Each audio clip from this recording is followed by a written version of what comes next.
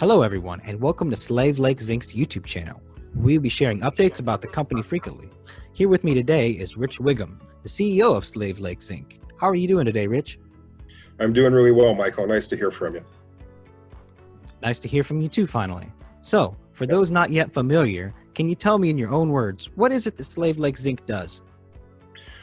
Well, Slave Lake Zinc is actively pursuing an end game mine in the South Slave region of the Northwest Territories.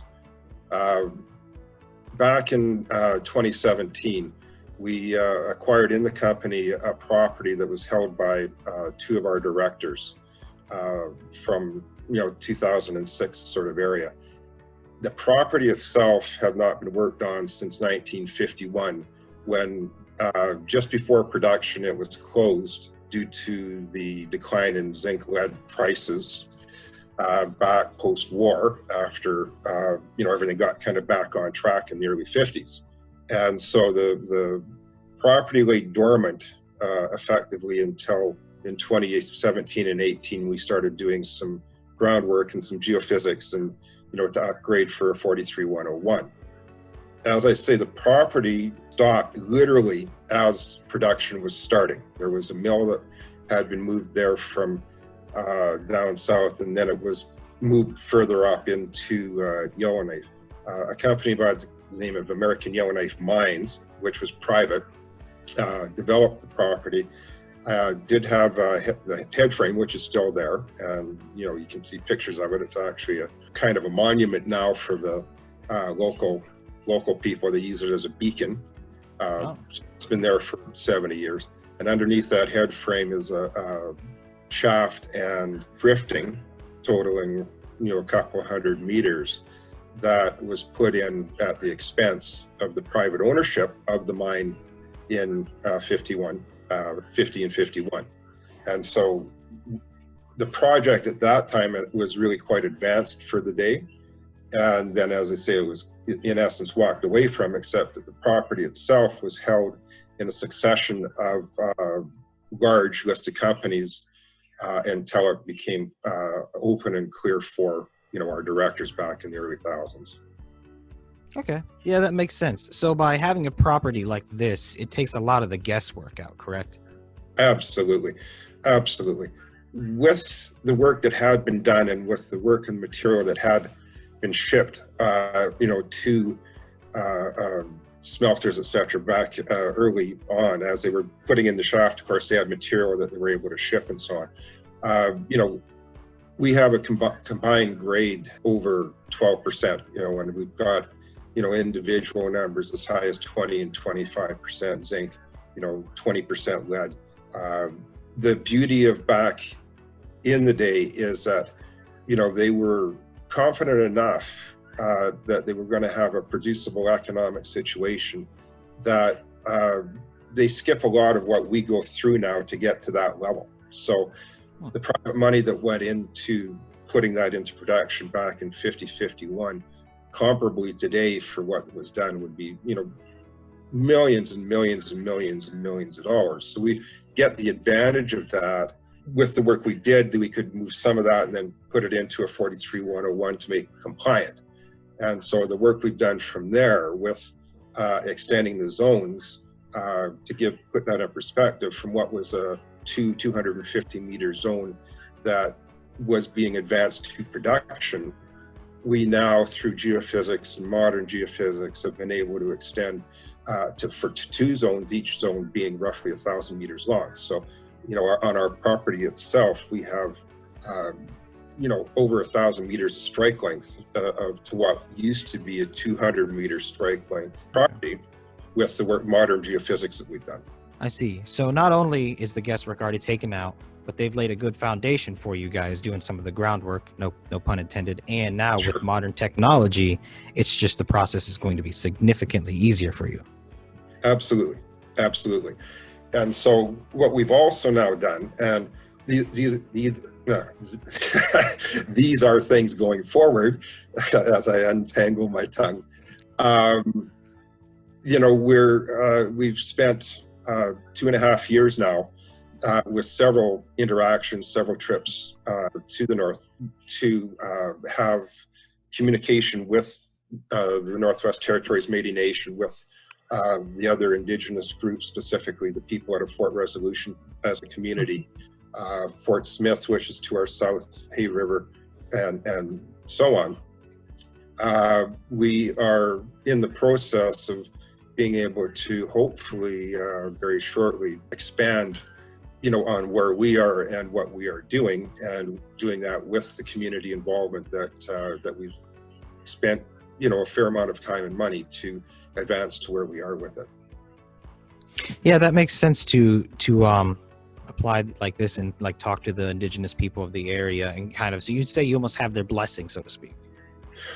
The engagement we've done at this point, I can say that we have not just a good relationship, but a superior relationship. And we have been, certainly given assurances in different ways that as we progress with agreements that we are, in the process of developing, that, our outcome is going to be very positive.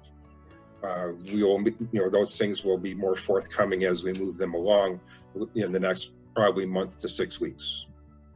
Yeah, that makes sense, because what you guys are doing there it's going to be a positive for everyone involved. Absolutely.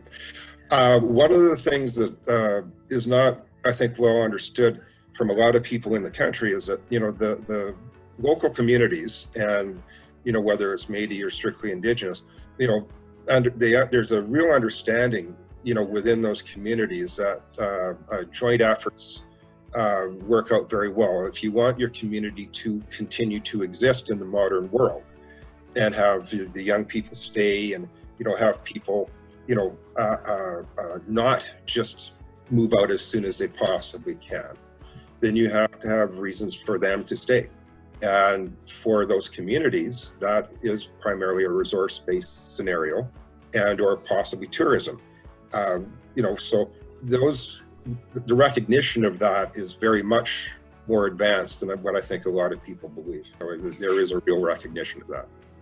No, I mean, that makes sense. You have to create opportunities locally, or else you'll have a lot of brain drain. That applies to virtually any group of people, right? Like even where I live here, because I live in Ohio, we have one of the highest brain drains in the United States, because it's all about where the opportunity is. Like when the youth grow, they have to have a place to apply themselves where they want to be, and it seems like Slave Lake Zinc is doing that here. Yeah, we've spent a lot of time, a fair amount of time. Our property is, roughly 60 miles or 100 kilometers, if you will, in the middle of like 3 different scenarios. And so, it behooves us to make sure that, all the people within the area know what we're doing. We're also making sure that our intention, as the agreements that we're discussing and we've either, consummated or are in the process of, are very much in support of community membership, if you will, with everything that we are doing. Yeah, that makes sense. So that's what you've been working on. What is your exact role in the company, Rich? Well, I am the CEO, and so as I am now, I'm the kind of the face and the voice. My partner Jaz Rai is the president, who also, is a dynamic member. We have our primary directors are Glenn McDonald and Max Braden, both of which are long serving members of the mining community. Glenn is a GON qualified person, which for us is extremely important, because then we don't have to bring in somebody from outside, if you will, to do a lot of what we can do for advancing our exploration program, and with his experience as well. That makes sense. So you've kind of built a team of seasoned and dynamic people around you to make this whole thing work really well. Absolutely. And we've taken the time to slot the pieces together. And so this coming year, there's going to be lots that you and I can talk about, but some of which I can't really talk to you now about. So, but as we go along, there will be more to talk about for sure. That's fair. I mean, this is an industry where it's hard to actually give spoilers, because, there's lots of regulations around things. But yeah, there will be lots more things to come for sure. Yeah. The thing that is important for people to to know about Slave Lake right now is that, go to the website and take a look at the grades and what we have. The position we're in is expanding. It's not contracting. And that's very important. And again, we're not guessing the start here. We know what the start is because of the work that was done by, the people post Second World War. So it makes things much easier to know what to expect as we move forward. I should also mention, of course, that within the property confines, we know we've got precious metals and, varying quantities of precious metals. But we have, back in the day, it must again be understood that in 1949, 1950, silver was maybe a couple of bucks an ounce, and gold was fixed, and you didn't have what we have now. And so, they didn't become interested, if you will, unless you were talking in the multi-ounces of things. And that's certainly not the case today. I mean, there are dozens of gold mines that run off of, 3-gram gold. And that sort of thing out there.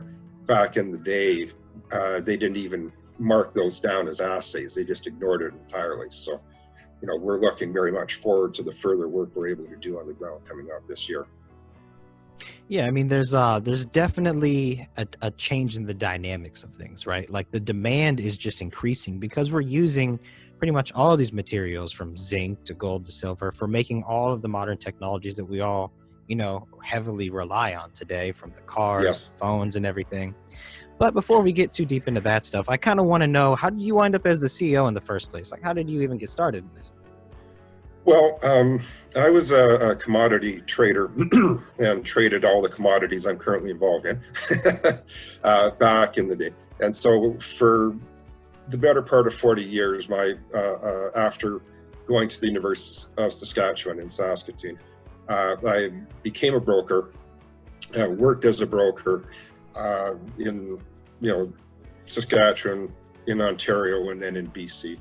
And then the opportunity came up, and actually Glenn was a client of mine, where the property that was acquired was something that was historic within his family to a degree because his father was involved, etc. I don't need to go through all of that.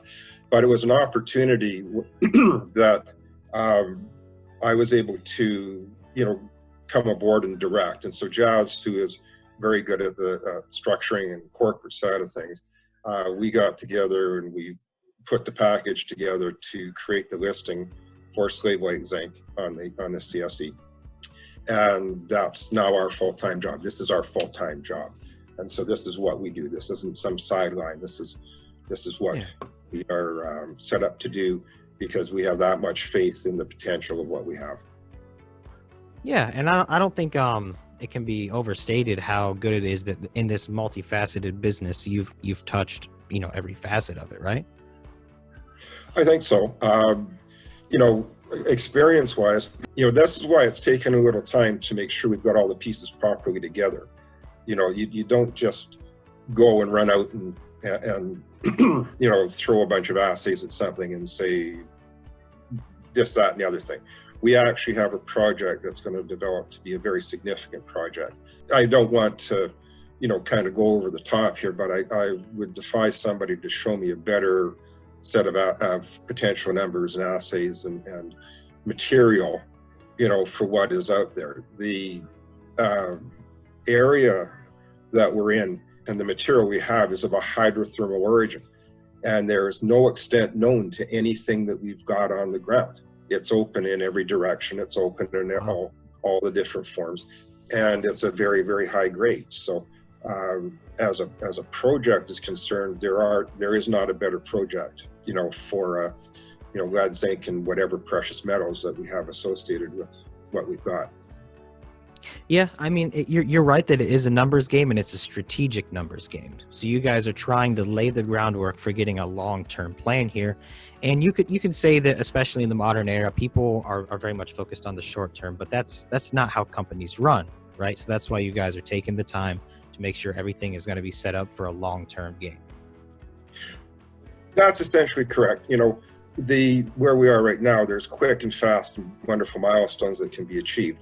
We're not talking about a super long time to get to where we want to go now. We've put in the groundwork already, and what we're doing now are very quick and important steps. And so, we're 3 years into the process, having laid all the groundwork we need to now have that, those sharp spurts forward that I know we can deliver off of this property.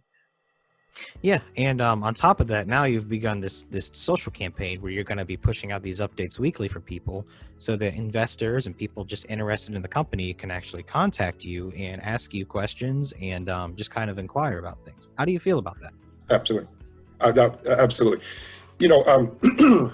We are going to be the greenest project available once we get to the stage of if we're economic again, if we can prove the economics. The native power that we have, runs within a few kilometers of our property, and so all the things that go along with the new green future that we're having, we are going to be able to develop and move forward with what's here, and that includes, the modern world that we're dealing in. It won't be long, for example, where operating mines will not have underground employees. It's all going to be mechanized, and it's all going to be done, with things like 5G availability and all the rest of that.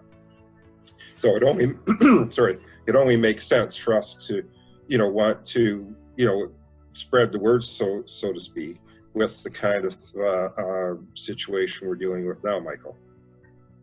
Yeah, exactly. It's a modern world, and it's time to apply a lot of the older concepts and just update them a little bit. And Sure. When you talk about green energy, it's definitely the way things are going. With the world is trying to become a more green place, and by embracing those concepts and principles, it's only going to help you guys out. Oh no, without question. And the materials we're dealing in are all materials that are going to become more and more desirable as that moves forward. Zinc is a metal that is critical, in our modern world, for any number of reasons, and not to go into, the different potentials for, where our product would end up. What the truth of the matter is that these are all products that help make the world greener and not worse off than where we are. Mining is science driven industry, and it always has been, and so that driven part of it is becoming greener and more important on a community basis, on a social basis, and on a technological basis. It's not an old-fashioned place to be, it's a modern place to be. Yeah, that's a good point. A lot of people think of antiquated ideas when they think of mining. They picture, a bunch of people in the ground, like for instance, they think of coal mining, or they think of the Hollywood idea of mining from the 1800s. Sure. But that's not what it is anymore, right? It's kind of like people think of other cultures, they think of their old cultures, as opposed to the modernized world that we live in now, where everything's pushing the needle forward. As you said, it's a very scientific thing, and there's no reason why we wouldn't be embracing things that, again, not only push the needle forward, but make things more efficient and, more profitable. Oh, absolutely. And this is what we're trying to do, on all fronts with Slave Lake Zinc. Awesome, Rich. Well, thank you. Is there anything else you want to offer people before we sign off? I look forward to our next talk. We've got many things, Michael, that are coming. As I say, we're kind of just really close to getting them wrapped up that I would like to say today, but I can't. But, in the next week, 10 days, I think there will be a number of things that further we can talk about. And so I look forward to our next conversations. As do I. Well, everyone, if you guys want to join the conversation, don't be afraid to join the Telegram or just leave a comment below. And thank you for tuning in.